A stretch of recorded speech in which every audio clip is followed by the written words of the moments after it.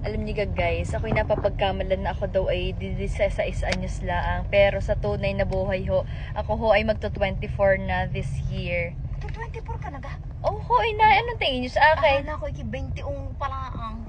Ito naman, 21. Iba talaga nagagawa ng Pero hikaw na iyan. Wow! Ay, wow! Grabe naman, dahil sa Isun hikaw. mo yung hikaw na iyan. Dahil daw sa hikaw, ako daw ay iba bumata. talaga, ang nagagawa ng hikaw na yan, nakakabata pala yan. Ibang klase palang hikaw na ito, Kita mo ba nakakabata. yan? Ay, oo, iba talaga pag may hikaw eh.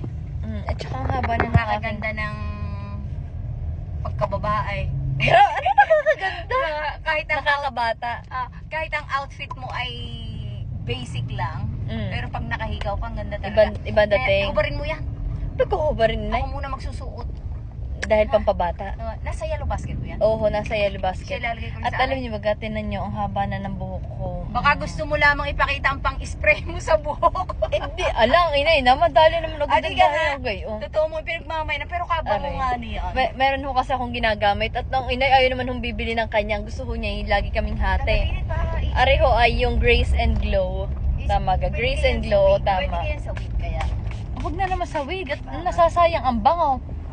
Siyempre, alam niyo naman, pag tayo may mga nakakasalubong na tao, pag sumaligway ang ating buhok, dapat palagi mabango. Ano, gusto mo yung lilingon na yun? Daig ko pa nagpasalon.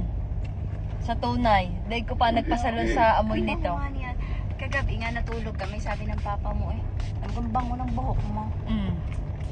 Hindi. Magpakaano, Siguro kayo ay nag-spray bago matulaw. Hindi, yun din nung ano, sige, hindi, nung Ang bango talaga niya. Shoutout sa lahat ng user nitong Grace and Glow. Kayo ang magpatunay na talagang legit na napakabango nito. As in. Ay, halimuyak. Para talaga ako nagpasalon. Yun yung amoy niya. As in. Kaya kung ako sa inyo, i-check out ko na rin yan at susubukan na rin. At check out ko? Sige, mag-check out na kay Dali Inay.